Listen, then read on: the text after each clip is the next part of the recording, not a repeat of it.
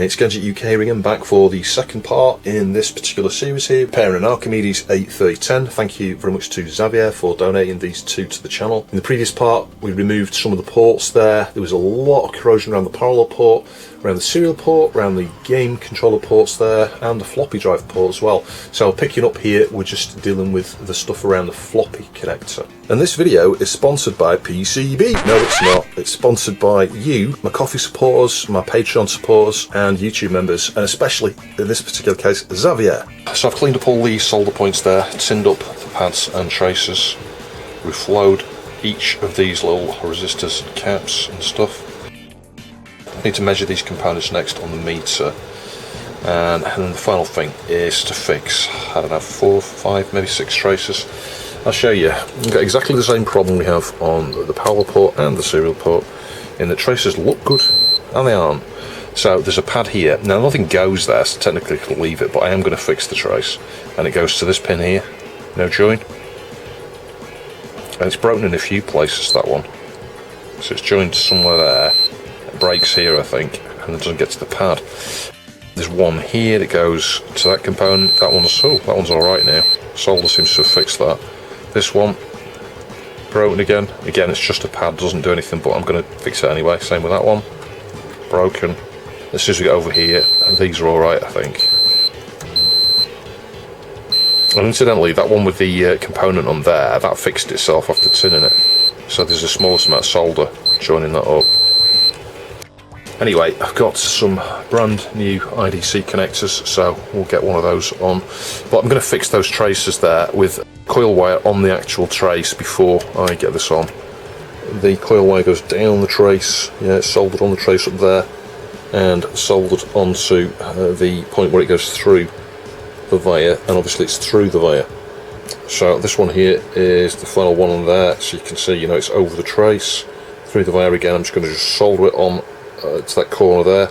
And the way you do that is obviously use magnification, yeah. Obviously tin the trace, get flux on the trace, tin the coil wire, it's like less than 0.1mm thick, and, you know, solder it on one point and then stretch it out, push it through the hole, you know, pull it through the hole, try and get it so it's lined on the trace, and then yeah, under magnification, hold it down at the point where you've soldered it here, and then heat the wire that's over the trace where it joins the pad with flux and a bit of solder, and the coating melts off, and then it will join to that point just like the one over here did, and then it's obviously still through on the other side here.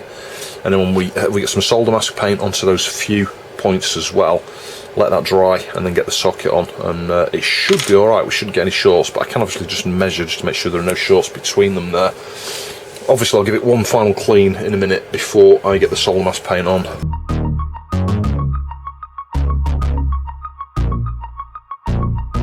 There we go.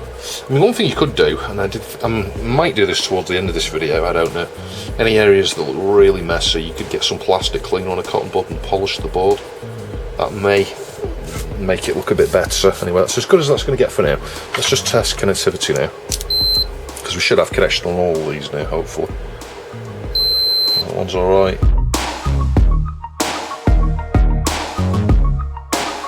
Okay. So just a bit of solder mask paint now. So depending on the order that I release videos, you may have already seen me use some of this.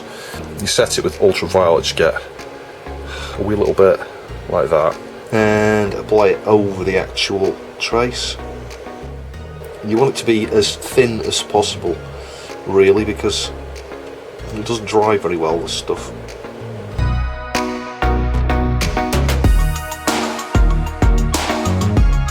So yeah, ultraviolet light, I'm looking away, that's it. Put this onto the PCB here and use it as a little scaffold like that, and then it sort of just balances there. Just time it, go away 10 minutes, come back, and then heat with some hot air, 100 degrees, give it another 10 minutes with this, hot air, 100 degrees again. At 150 actually, nearer to 200 is better, but obviously you've got to be aware of any plastic things around the board. And if you use the UV at the same time as heating, it dries even quicker.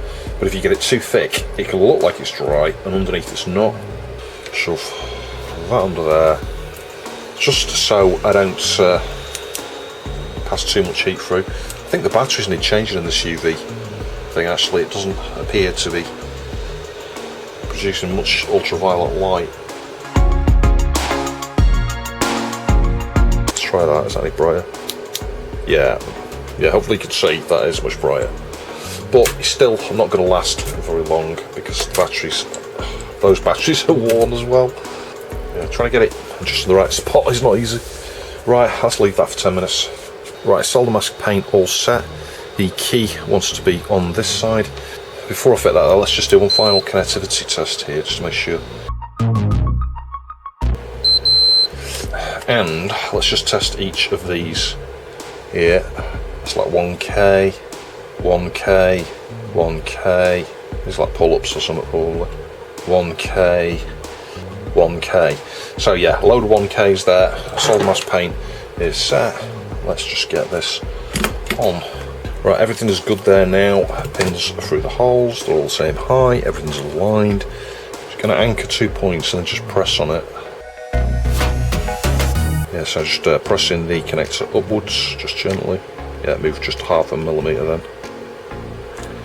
And don't press on it until the pin's heated, by the way, otherwise you could cause the pin to slip through further. That's it. Yeah, just inspected the connector from the other side. It looks pretty straight actually, so I could just commit to soldering. And at the point where you get the wires, heat for a little bit of extended time, and then the coating melts off the wire at the point where it's coming through the hole. And finally, a bit of a clean up around here. Now I broke off one of the wires that was through here, but one's still there, flying around somewhere. But it may just break off by doing this. And obviously it's going through the hole, so it doesn't matter if it breaks off, I want it to break off. And if the corrosion's got right under here, you may need to test these tracers as well. I will just do that, the ones where they go from wires up there. So it's easy just to test these few connections here. Incidentally, if you get this IPA onto that solder mask paint, it dissolves like really easy. So you really want to be doing the clean up on the top side where you put in the solder mask paint before you get the solder mask paint on. Put the solder mask paint on at the end. And we'll just use the dry brush now on that. Hopefully it's not going to go horrible and patchy. Yeah, I think it looked great. That's not too bad. Alright, quick update. Replaced that 4.7 nanofarad cap there that I melted. I've actually cleaned the edge up and put it in my spares actually, because there's nothing wrong with it. I tested it on the Atlas Peak. You've seen these a few times now. These are really good. This one came from Alice and Shellis again. Yeah, 4.7 nanofarad. So there was nothing wrong with it, but yeah, cosmetically it didn't look so clever. So yeah, and as I said, I've done that before. I did that on one of the other ones. I did a video on and melted it. Yeah, so I think at this stage now, even though we've got the power wall seal port missing, we haven't finished fixing everything around here. I think I'm just going to give it another test again. We'll just see if the floppy drive is any better. Yeah, so ultrasonic EV cable.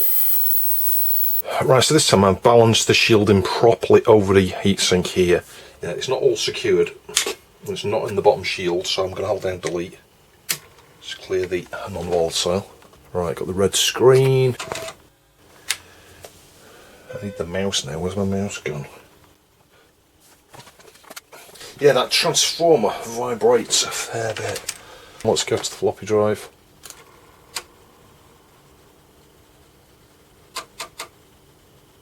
Yeah, the drive needs a clean, I think. But it's working. Yeah, look. There you go, Pac-Mania. So, let's just see if that'll work. It might not do. Yeah, I think the next thing I'm going to do is service that drive actually. So pretty dirty on the outside, I'm just going to clean that first. So these are usually Citizen drives, you can tell that from the part number OSDA, and it says they're Citizen. Yeah, it's not much cleaner, is it? I think the alkaline's got into the drive, I don't know, I hope it hasn't. I hope it's not got into the PCB, but yeah, anyway, just gently prise those up a wee bit. Check there's not a screw, sometimes there's one screw or something holding drives together, but in this case it's a prise up job like that. So yeah, first signs are, that looks alright, maybe a bit of greeniness here, we'll clean those. Got a little capacitor there, but it's a wet type. Yeah, the capacitors are usually good on these, to be honest. It's going to be dirty heads more than anything, so cotton bud with some IPA. Yeah, we'll just have a Clean on the inside here. Yeah, it looks really clean in there, to be fair. IPA on the cotton bud. Is this one of these ones? Yeah, you can lift this one quite far. So you obviously don't lift it too far, and when you press on here, you need to squeak, but don't press so hard that you press the head right down. You be careful you don't slip off the side and then push with force inwards, because you'll just shear it off. If IPA doesn't work, use plastic cleaner. That head looks really clean, and we'll do the same thing with the top head. So again, it's just a case of holding it carefully, pressing gently. This one moves more. Hear it squeaking.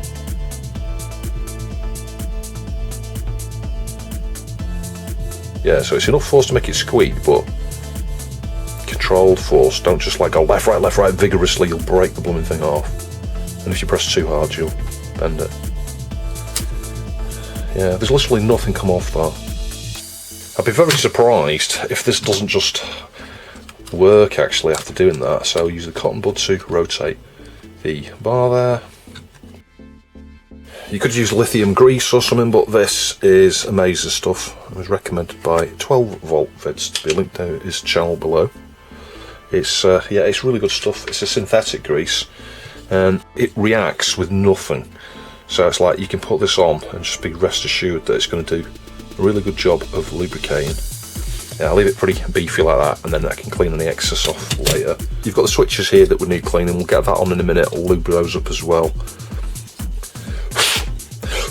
Just for good measure, get some compressed air in there. You know, you get a bit of dust in your track 0 sensor there, and it won't work.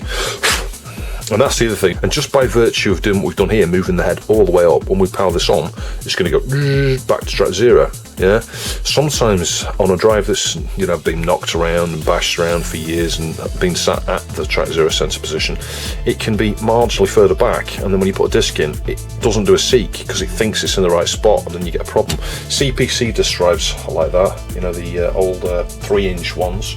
And on the +3. Whilst I'm here, the other thing I've got are these memory chips here. I've got these off eBay, £9, which is not bad. So you know what, I think I'll just alter the jumpers here and fit these at the same time, and we should have 2 meg. I'll tell you what we'll do, let's just try and press the heads, because the other thing with these, yeah, I can see what the issue is, I think. Let's just try that again. I've not really got anything heavy enough to put on that. Let's just press there and press space.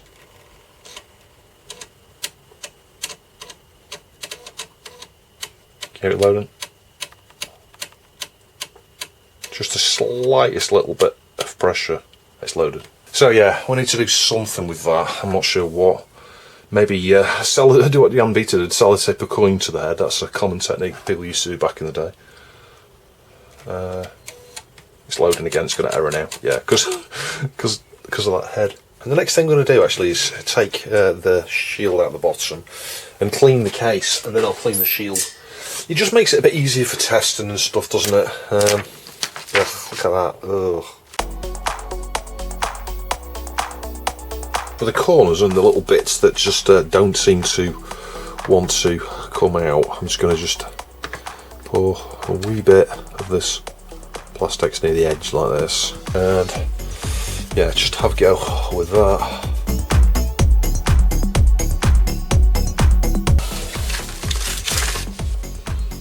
Next we need to deal with this thing, which is horrendous. So I'm just going to put it face down like that and have a wee scrub.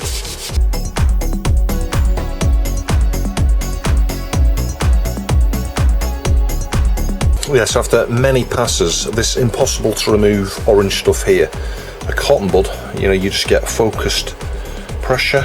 So as we press there, hopefully you'll be able to see it starts to come off.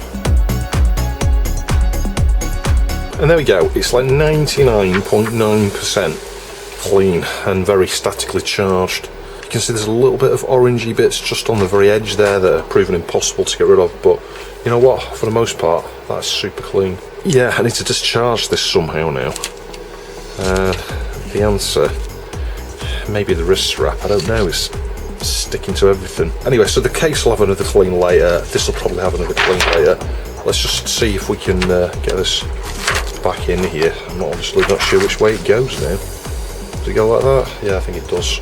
So yeah, it is still, you know, there's a few bits of orange on the plastic, some bits of orange there, but you know what, that's a million times better than it was. So I'm just going to clean up the RAM sockets here, just gently. So each one of these is 512k. Just inspecting the pins are straight. I've got to try and find where pin 1 is now. Yeah, so pin 1 on these is at the bottom. The face to the right hand side prints right. Let me just check that's in properly. Yeah, it's interesting, isn't it, how they went with this style chips on the board and then we went, let's stick some of those ZIF ones on there. Because people will love those. How hard they are to find, how hard they are to insert. It's like, it'd been better off with a couple of PLCC sockets and having 2 more of those chips there. I honestly do not know what Acorn were thinking with that design. Anyway, that went in fairly firmly. I'm just taking a break from this stuff because it's cheesing me off. Adding this bit in at the end, I set the jumpers according to this table here. You can see you've got different configurations, 1 meg, 2 meg or 4 meg, and it tells you, you know, which of these jumpers to put into which position. So you've got LK20, LK21 and LK22, and you know, it's like you can have them either, you know, left or right or north, south, you know, put down 1 to 2, 2 to 3. Those are the different combinations, or in this case here, this is either fitted or not fitted. Yeah, again, 1 to 2, 2 to 3. So I set them to the 2 meg position there, and it shows you here you've got your 2 slots, the 2 onboard RAM chips in the middle there, and it shows you the orientation of these jumpers here. So it's dead simple to switch it into 2 meg. It did say 2 meg when booting up there. Yeah, there we go, total 2048. So we've upgraded it to 2 meg, which is a weird thing to do. Well, we've still got corrosion to clean up, but you know what I'm like. Everything's unorthodox on this channel. Yeah, as I mentioned in annotations there is a chance of damaging with ESD when you use a vacuum, so yeah, I don't know what you can do to mitigate against that really, other than use a brush that's not got nylon bristles or something like that. You know, ESD safe brush to brush it and then just suck the stuff up there. But anyway, I wanted to do that before I move on to fixing this area up here. But I'm going to have a clean around this board now before I go into that area up there. It's been tested for a few hours. The floppy drive is okay. The problem I had reading that disc, it's a problem I've seen before, and that is you can write discs on Archimedes 3000s, put them on a 3010 or a 3020, and you can find you get alignment issues, and that's all it is. This is an alignment issue with that disc. If I put this in, you know, 3 or 4 different Archimedes 3000 drives that work with any of the original discs I've got, they work fine. And this is the thing, so yeah, you've got to just be mindful of that. If you've got test discs, bear in mind what they were written on. You'd think there should be a level of compatibility between them in terms of the disc length there, but I don't know, I've seen it on lots of these Archimedes. Every single time I come across a 3010, I try one of my 720k discs that was written on a 3000 and they don't work. But as I say, you can go and get pretty much any Archimedes 3000 double density drive and they read fine. So yeah, what's that all about? I'm just going to use some dedicated PCB cleaner. This stuff came from Maplin when they still existed. I'm just going to cover over that hybrid a minute because I want to spray sort of directly down here and I don't want to get it sort of straight on that. Yeah, it's probably mostly IPA, but it's got a bit of a different smell to it, so it probably isn't all IPA.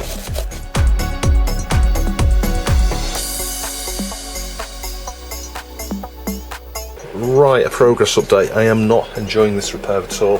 I've done this over the space of about 2 or 3 weeks, believe it or not. I haven't been able to work on it. I'm just getting so cheesed off with it because I've had, well, I'll show you on macro in a minute. I've had a wire on every single one of the connections here that go from the ends of the resistor packs, and obviously I had to fix pretty much every single connection on these resistor packs on this side to the traces. I've had to fix 4 or 5 traces here with coil wire. I'll show you on macro. It looks like a disaster area, but you know what, all things considered, I've not done too bad a job is the point.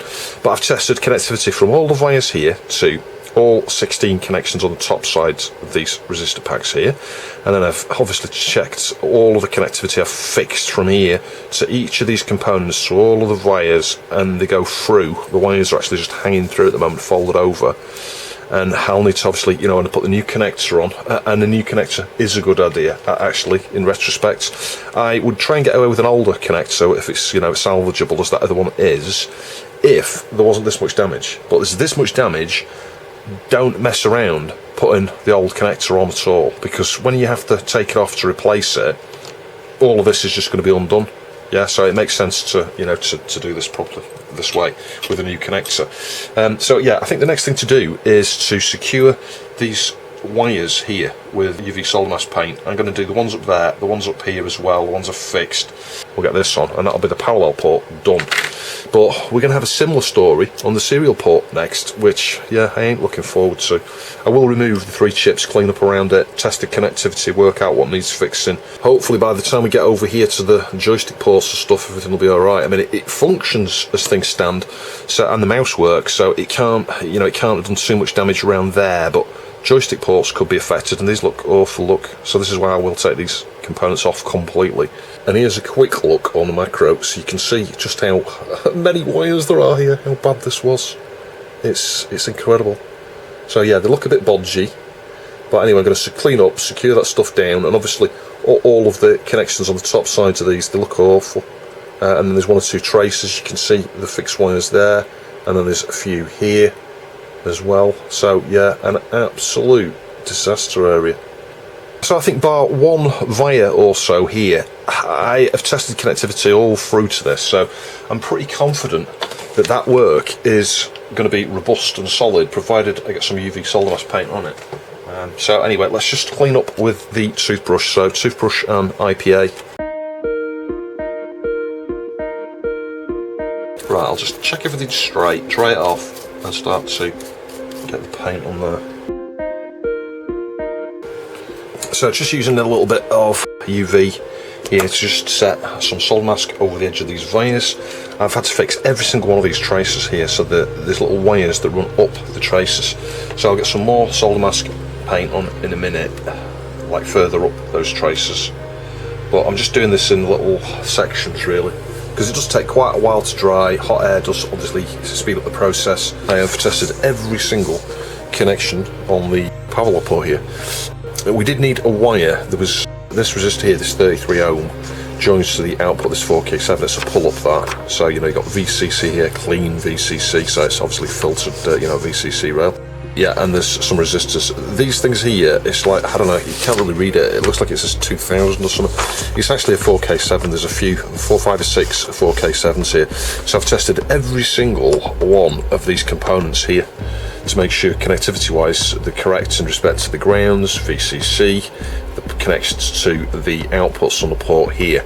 In order to work out the numbers, because obviously it doesn't show the port the way the pins are laid out here, you've got the numbers on there, but yeah, just looking on the inside of this at the right angle, you can actually see it sort of starts on the top left row here, since it says 1, on the bottom left 14. So you can easily just work out, you know, based on that, how many pins across when it's on there like that, which one you're dealing with. Yeah, so it only took me 10 minutes just to check actually the last few connections, so everything there is absolutely representative of the diagram. So I feel really confident with this actually. There's going to be no issues with this parallel port. The final thing obviously is to just secure some of these wires here with a little bit more UV solder mask. I'll just put that back over that position there. Now, because we've got wires going through the board, obviously going to need to heat each one just for an extended number of seconds, just to make the coating come off, and then test connectivity to make sure that everything is joined, that the wires from the top side here are joined to the pins there. That's pretty easy to do because obviously it points out this way. It's a case of just having the multimeter probe on a cap, yeah, and then just, you know, probe the pin, because all those caps pretty much go to all the pins here. It should be dead straightforward to do that, and then I can finish off by just trimming off the excess little bits of wire on the underside. You won't be able to tell, I don't think, from the underside that those wires are, you know, what's joining all the caps and things to the relevant pins. The worrying thing with this is, you know, the risk is if we don't secure these properly and then we heat for an extended period of time, maybe the wire could move and join to the pin next to it, and you could end up with a shorted pin or something. So this step here of securing these wires with the UV solder mask and making sure it's set hard enough is pretty important. So hopefully this is going to fit here. Hey, how about that? Yeah, so this is the daunting bit now, because if we flip this over, yeah, you can just about see from that distance, obviously we've got wires coming through almost every single hole here. Does this sit back a bit further? I think it does. It's recessed a little bit, but you know what? Beggars can't be choosers. I'm not going to find an exact match port here that sticks out just a little bit further, and I think with the case and everything, there's a cut out there. I'll just check that. Yeah, you can see there's a large gap here for the parallel port, so it doesn't matter that it's recessed a bit. In some systems, if the case was exactly the same size as the port, it could, you know, have an effect. In other words, you need it to be further out. In this case, we're okay. I mean, I could try and just pull it marginally like that. Yeah, anyway, I need to make sure it's straight, and then I'm going to anchor it, I think, at the corner points first. So let's just add copious amounts of solder. We're not going to go crazy, because you know what, it could be leaking up the connection on the other side and then going all blobby. Press it up a little bit. Same here. Well, I felt that move actually, so it wasn't on straight. Yeah, there we go. It's nice and flat and level. We haven't got too much solder come out there, so that's all looking good. Yeah, so the next thing is, as I say, to heat each of these pins, but heat the pin, don't just like solder it and move on to the next pin. You need to melt the coating off the wire, so that takes about 4 or 5 seconds, so it's a case of just heating. I'll show you one of these, let's do one. And then I can test from the other side as well. Yeah, heat for 4 or 5 seconds. I'll do this with magnification, so yeah, heat the pin and the wire like this. And just hold it in place. You can actually smell the coating of the coil wire melt there. Well, I can with this one, and obviously we can see a bit of the wire sticking out. You might not be able to see from that distance, but the key, I guess, is knowing it's that first pin there. And this is where taking photos before you commit to this part could help. I know it's this first cap here, so if I measure the pins on the port here, there we go, we got a join. So I know that the wire ends, you know, the coating off the wire is melted back and it is soldered on. Anyway, I'll just repeat that for every single pin on there.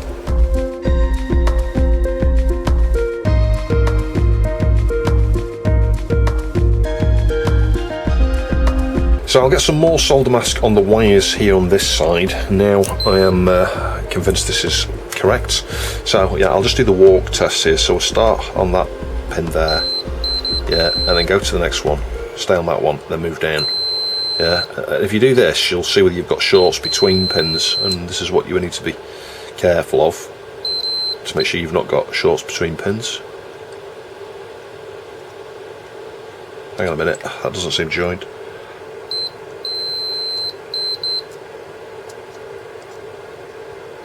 Yes it is, yeah. That's amazing. So yeah, grounds, this bottom one's here is like 8 of them or something. That's it. All done. Port, perfect. So I've capped and taped off the stuff here. The next thing we're going to do though is remove them. We've got a 1488 in the middle and then an 89 and 89 on the outsides.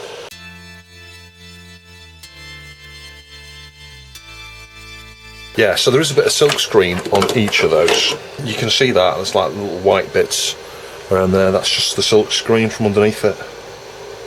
Anyway, I'll let that cool down a bit, and I'll get some braid, put in the pads and traces and things. There's very few traces underneath there looking at that, but I think that was a worthwhile thing to do. And there's a quick look on Super Macro, so yeah, you can see it's a bit of a mess. And there's the bit we fixed previously on Super Macro. Yeah, I found a cap there that has fallen off as well, so I need to stick that back on. And I think that's to be expected because the other two caps look awful as well. So yeah, a little bit of solder, lots of flux around there, and just use the braid to transfer the heat.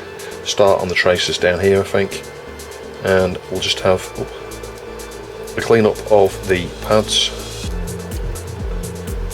I may have cleaned those pads already, I honestly can't remember. Yeah, they're looking good. And just have a bit of a slide around here. Anything that's sort of partially exposed will get tinned. I'm not going to deliberately expose these here because they are broken, and I'm going to be adding some wires for the ones that are broken.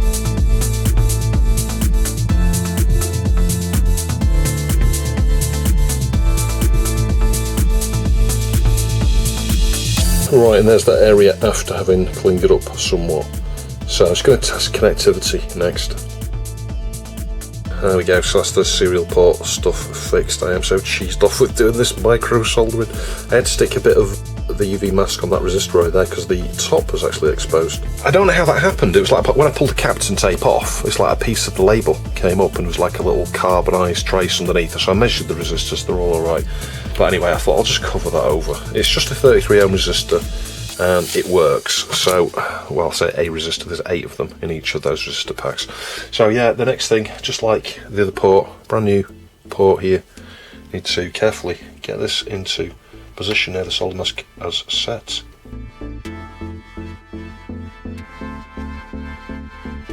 Let's just give it a try, see if it's still working after doing all that insane amount of work. So I'm going to hold down the delete key. Yep, just clearing the non-volatile.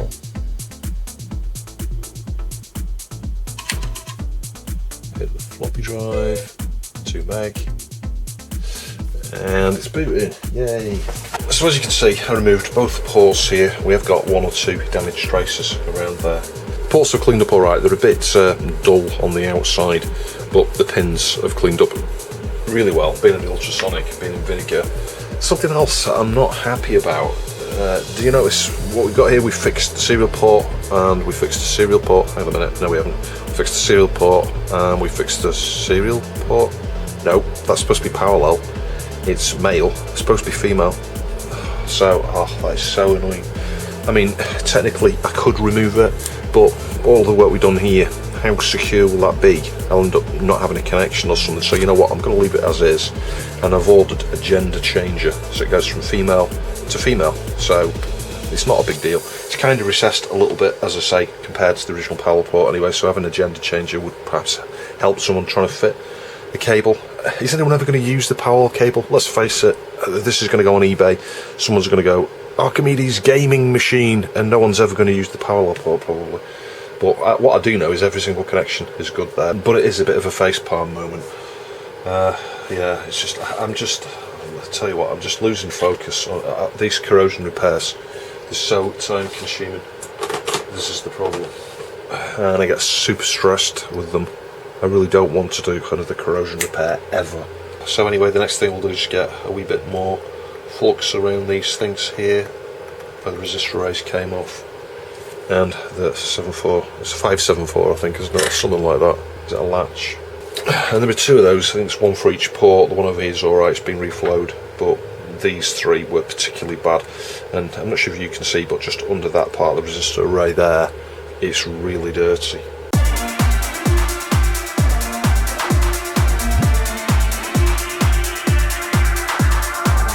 Right, so I've got a brand new socket on there again. Let's just solder the anchor points first.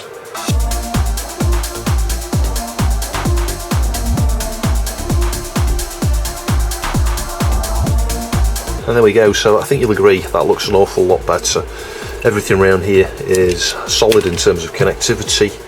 So yeah, there's just a few capacitors around here I'll swap where I've touched them with the iron. It doesn't need a full recap, although the caps on these, they're not brilliant. But yeah, we'll swap out these ones definitely. And 1 or 2 of the ones up here. And then we just need to get the battery on. Now I've put the diode there, low forward switching diode, like 0.15 or something, that one I think. Yeah, this just needs a bit more UV light and heat. You can't really see it there, there's a bit of UV solder mask paint just on the edge, and that's where I touched it and it's coming off on my hands. But the other stuff around the board is dry and solid. And then the battery positive goes to the connection on the right, and the ground is that one on its own. And as I mentioned, it's been composite modded this, so if I just pull the can off there, or lid off the can. Yeah, you can see it there. It's just a little PCB with a transistor, 2 resistors. I covered it in part 1, I think, of the original series.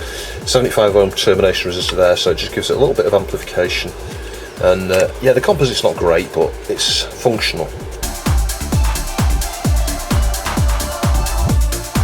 Yeah, so other than you know, needing a little bit of a polish up here further into the board, all those ports there are looking pretty good. Yeah, the pads on these are awful. You know, they kind of look white and scaly and, yeah, electrolyte affected. So anyway, I'm gripping it. I'm just going to heat. Wait till it gets temperature. There we go, it's at temperature, and pull it through. That one's still a bit attached, I think. There we go, it's off. So the ground was down towards the ports there. And the caps they used on these, they weren't that great, and the ones I'm going to be fitting are marginally better. They used Jamicons on these, which I think are a Japanese manufacturer. But we'll test the ESR of that cap. I mean, if I find any that are really bad ESR, I may end up recapping the whole thing. But yeah, I've just got some cheap forevers here. These are less than 0.3, like 0.26 or something, in terms of ESR. And in case I never mentioned it, ESR's equivalent series resistance. Yeah, so it's ground towards the top. In fact, before we fit that, we need to just clean the pads up, because that is one of the reasons I'm choosing to replace these, because the pads there are awful. There we go. They look a lot better now. And we can clean around there a bit better as well now. So yeah, I'm very pleased this board has come on leaps and bounds.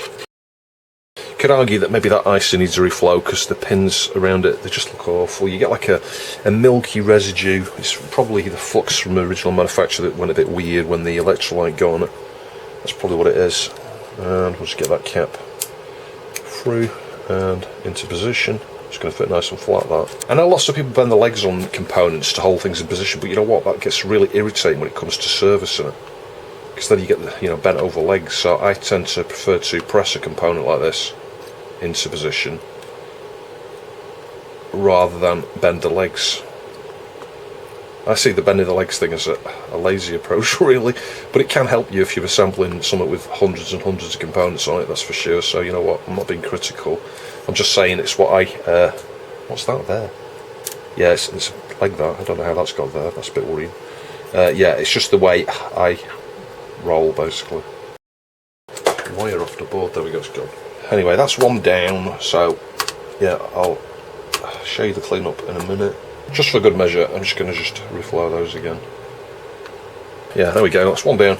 And yeah, I'm just going to mark these that I do, because I probably at this stage I'm not going to be fully recapping it. So the next one of the same size is this one, and this one here as well. Those are all 220 microfarads. Yeah, and here's the third one. You can see why I decided to want to replace these ones. But you know what, I've took off the other two, tested the ESR, and the ESR's marginally better than the ones we're putting on. So, and the capacitance rating's fine. This is the thing, these will have hardly had any use in the life of this machine. We'll clean these wires here as well, because when I've been measuring connectivity, they've been a bit fuzzy to get the probe on.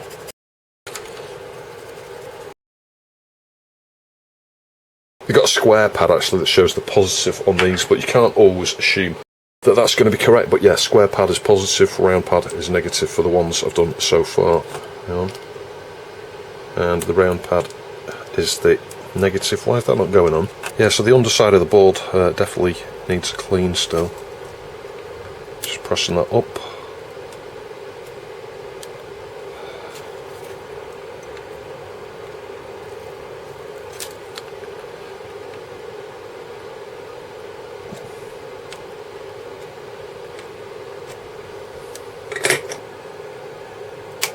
I got 3 down. Alright, so the bit I have not been looking forward to, cleaning the bottom shield. So yeah, it's just going to be brute force, elbow grease basically, wire brush. And actually it's coming off really easy, look at that. Wow.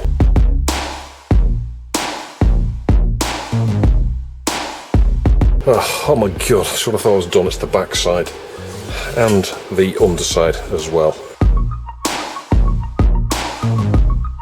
Yeah, and the underside is the worst bit. But you can see, it does flake off pretty easily. I'm going to be careful not to breathe any of this rubbish in.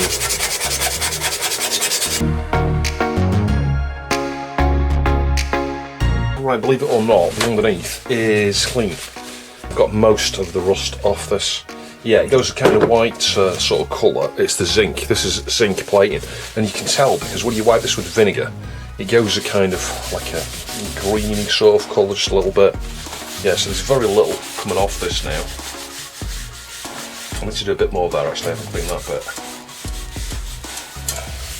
But it's nice and smooth, can you see that? Yeah, it goes like that. Yeah, and that's just the vinegar reacting with the zinc. But it's nice and smooth. Doesn't look it, but it is nice and smooth. So yeah, this is the thing. It's cosmetically it looks a mess, but everything has been removed from that, apart from that bit there I need to deal with. I just need to do the same on the inside next. But yeah, I mean it looks terrible, but trust me, it's nice and smooth. There's nothing on it. It's just pitted and messy. It's the zinc plating that's just uneven, really. And obviously there's still a bit of a pit in there. Can't do anything about that. I may just treat that a little bit further.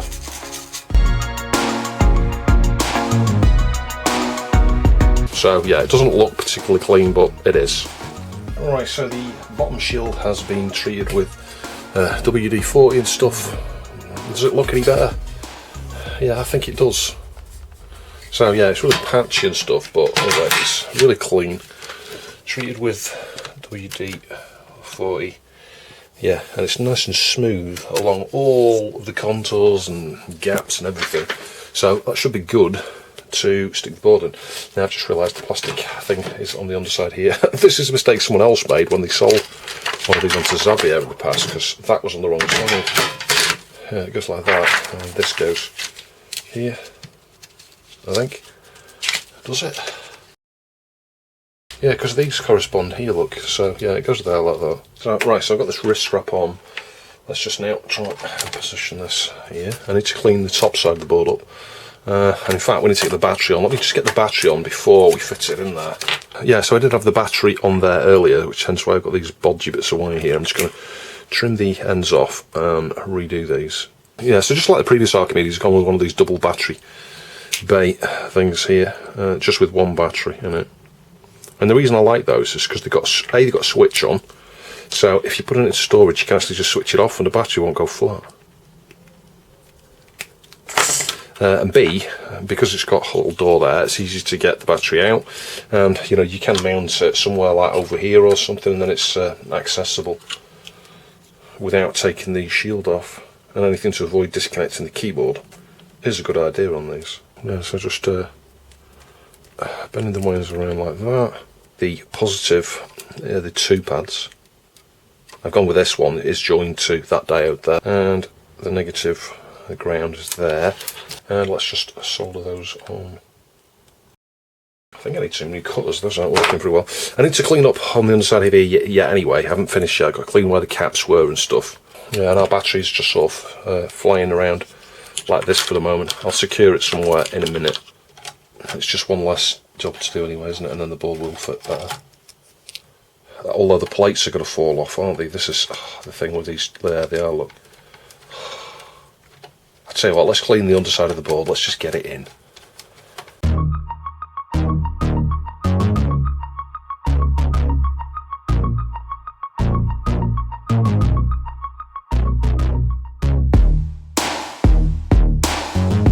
You know what, I'm whizzing that shield, it's not going back on there, because now we've replaced the ports fit further back, which means they don't marry with the shield.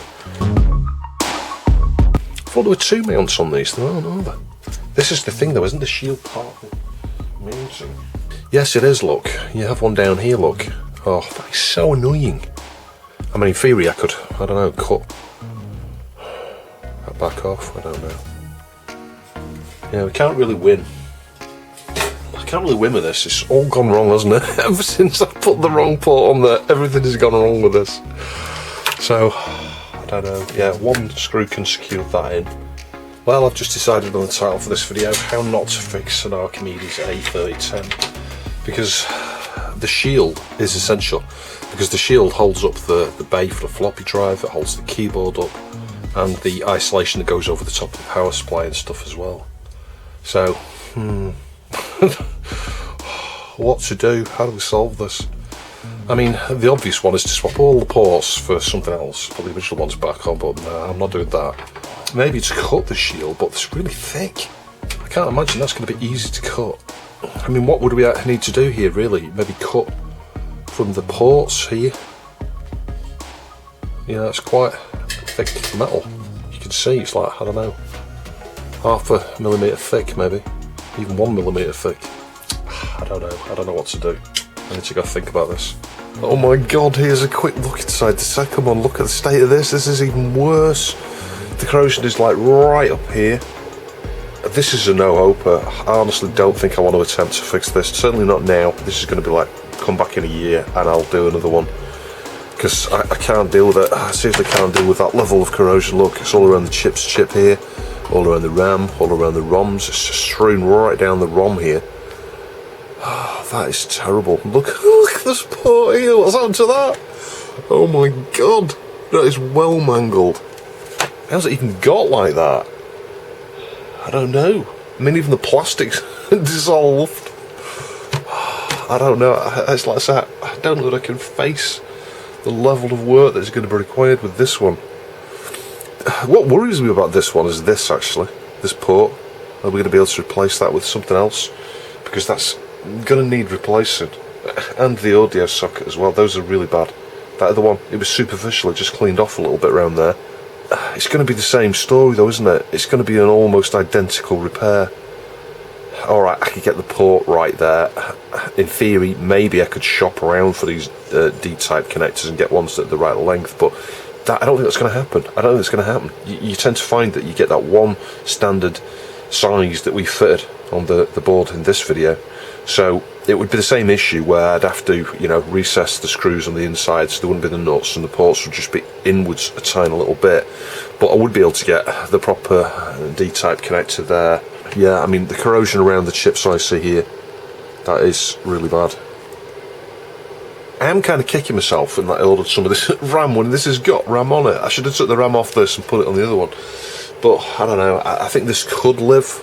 It could, but it's going to be, I don't know, 40 or 50% more work than the one you've seen in this video. And I'll be honest, the 3010 you've just seen me repair on the back of doing the corroded A3010 from the Cathars, I almost want to shut my channel down. I'm not kidding. It's like you just get to the point, even me, with you think I've got insane amount of patience and determination, and I did have, and it's like worn away, and I'm getting to the point where I just want some simple, I want simple fixes. I want to work on something with a faulty chip, not corrosion that I spend weeks and weeks and weeks working on, because this is the thing, something like this will take you a hell of a long time to fix. Yeah, but it can be done. It's all around the hybrid stuff here again, all around here, far worse than the one you've just seen me fixing this series here. So let's get a button on now. I did have a couple of these spare, but actually I found these in one of the boxes that came from Xavier way back when he sent me the last lot of Archimedes. So very, very much appreciated, Xavier. I'm sorry if I didn't sound grateful when I was looking at that second one a minute ago, but these are just like the worst examples of corrosion, I'm sure. I think it has to hang downwards, doesn't it? So like the bit that goes like in first, I think. That went straight on. And then, if memory serves, you can kind of like just pull downwards a wee bit, like that, edge it one way and then the other. And it will sort of sink a bit lower down, yeah, like that. I think that's the right way, it might not be, and actually I think that may sink down even further yet. So I ended up going with these 4-40 screws here, the countersunk, the black, and they've got a hex surface, like a really, really fine one, but I've used the iFixit toolkit here, and I managed to get them in. So each of the metal shields on those ports are holding in place perfectly. And there's enough space between the shield and the head of the screw. Technically, you could put the hex nuts through and pull the shield towards it, yeah?